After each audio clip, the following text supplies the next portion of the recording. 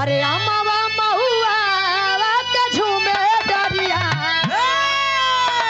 कोनो दुल्हन कहत बा अमावा महुआ के झूमे डरिया कहत बे जी अरे अमावा महुआ के झूमे डरिया तानी ताना बननुआ हमार गोरी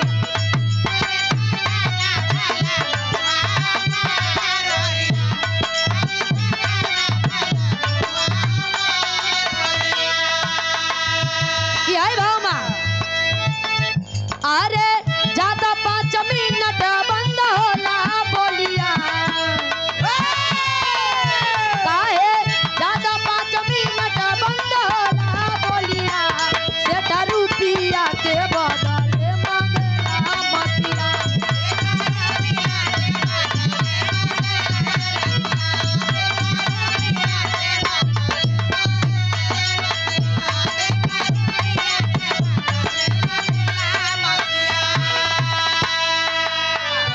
कहे बोला तब गरीब चाला चाली भूपल गवा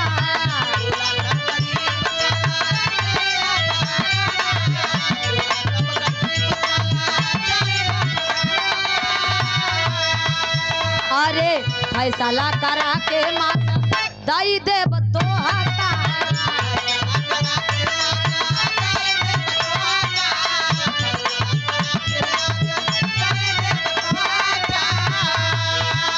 काहे जहाँ पर बसेला देख राजा कसिया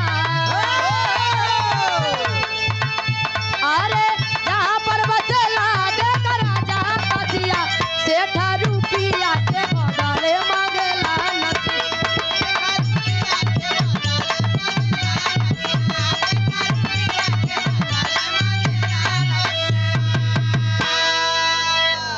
जब सेठ जितना कहें गरीब कहा सेठ जी हम झूठ नहीं बोलत है अगर आपका मांस ले के बा तो राजा साहब के पास चलिए अगर वो न्याय कर देंगे वो कह देंगे तो 1 नहीं 2 किलो मांस काट लिया हमरे शरीर से ये बात सुना तो सेठ जी कहा ठीक बा चला चल वही काशी नरेश जी के पास पहुंच जाते हैं बाबूजी इधर चल देते हैं दोनों लोग और जब चला तो रास्ता में एक घटना घटे का एक लगी तर्जबा अरे की हरि नाम तुम काहे चला ओ हरि नाम तुम काहे चला सुगना हो हरि नाम तुम काहे चला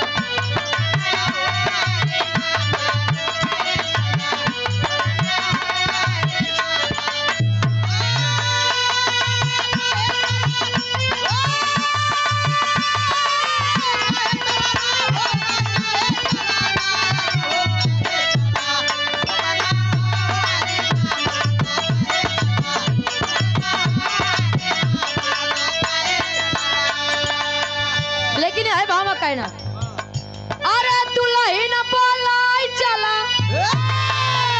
त कहे दुल्हन बोलाई चला एक जाने अपन दुल्हन बोलाई चला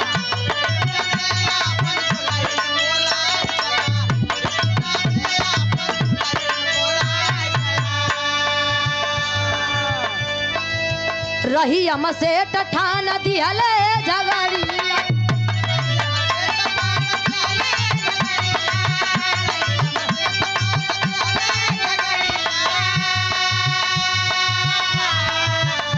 अरे घुंघटा उठा के निहारे गुजरिया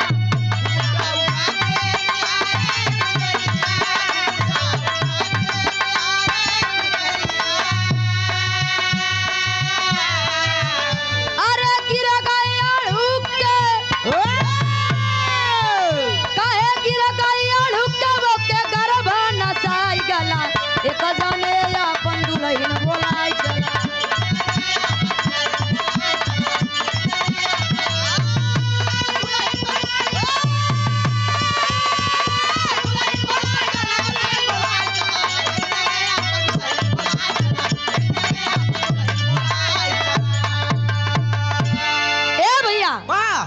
सेठ जी गरीब दोनों जाते हैं इधर से उधर से भाई साहब अपन नई नवेली मेहरार अपने ससुरारे से बुलाई की आवत रहे। जब ससुरारे से बुलाई की आवत रहे, दुल्हनिया जौन रहे 7 महीना के गर्भवती रहे। भैया हो सेठ और गरीब दोनों रास्ता में लड़ाई के दिन सेठ का चल बा जल्दी जल्दी थाने का स्वार रुगु रुगु चला था। दुल्हनिया देखा और जब इतना का दोनों में झगड़ा हो गया, वही दुल्हनिया घुंघटा उठाए के देखे लगा, एक फाल बढ़ाए आगे ईटा मिला, अड़ुक के गिर गए। बाप रे बाप जितनी समय अड़ुक के गिर गए, गर्भ नसाई गए बाबूजी। लेकिन जितनी समय होकर मनई देखत बा कहत बाप रे बाप, बतावा 7 महीना के गर्भ रहा हमरे औरत की नसाई गया। वहां से अपने दुल्हन को छोड़ के पहुंचा गरीब के पास, वही 2-3 पड़ाका मारे, 2-3 पड़ाका मारे। क्या बता साले तुझको देखते मेरी पत्नी गिर गई, 7 महीना का गर्भ नसा गया।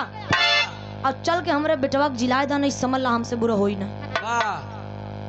गरीब सोचे अब तक तो सोच रहा हमार जान बच जाई, लेकिन अब न बची। एक जने इधर खींचत है, एक जने इधर खींचत है। अब बेचारा करई तो का तक करत का भाई पापड़ बा।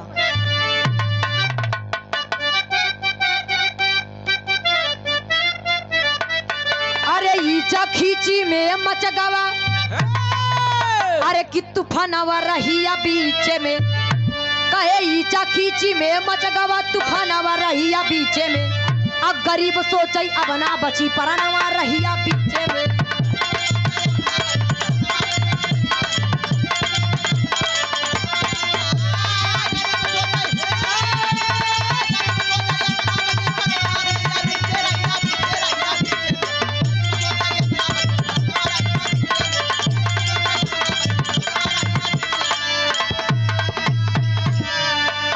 खींचे दूनो अब झटक के भागा घरवा,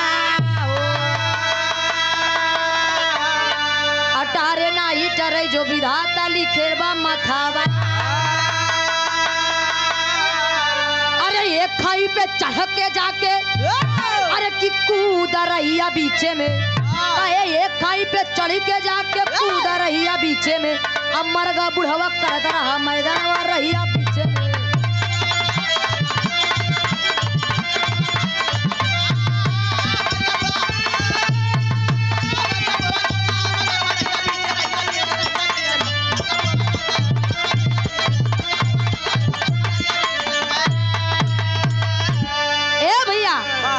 गरीब सोचे सब हमार जान न बची, एक इधर खींचत बेट इधर खींचत, वो है दोनों को झटक के इतना तेज भगा बाबूजी कि जाए के खाई पर चढ़त बा। इधर पीछे से आओ दोनों चहेटे हैं। आज जब खाई पर चढ़त बा पीछे मुड़ के देखत बा तो सेठ जी और भाई साहब भागत आवत हैं। सोचे न जान न बची, न तरे देखे न ऊपर, वही खाई पर से कूद पड़ा। जब खाई पर से कूद पड़ा तो एक नौजवान लड़का अपने 80 साल के बाप को मैदान बैठा रहा। मैदान बैठा रहा, वो मनवा गरीबवा कूद है बुढ़ौना के ऊपर। जब बुढ़ौना के ऊपर कूदेगा तो बुढ़ौना दरे के दर रह गए, वो दुनिया छोड़ के चली गई। जब दरे के दर रह गए तब अब चौन उनके बेटवा रहे बुढ़वा की, वो एकदम तरे से ऊपर तक एकदम लाल पियर हो गए। कहा बाप रे बाप, बताओ अब कम से कम तो 10 साल हमारा बाप जिए थे। बतावा एक सारे चलते इतनी बड़ी खाई ही कतो कूदे के ना मिला, हमारा बाप के ऊपर कूदा बा।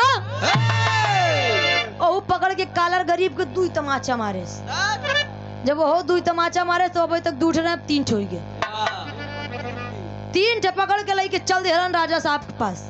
जब चला थे तो होत काबा मास्टर आल्हा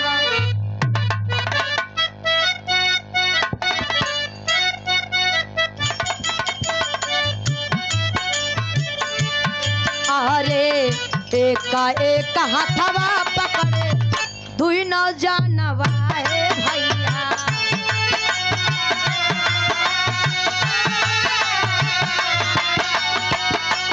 काहे एक जाने पीछे से ढके ले चला।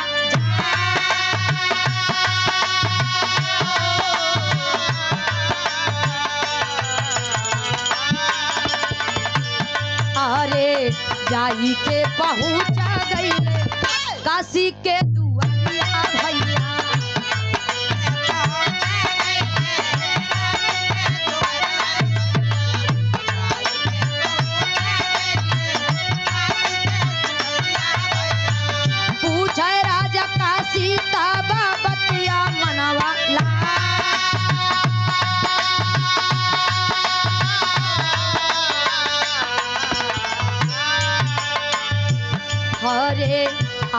आपन बतिया ताए तीनों जनवा पंचो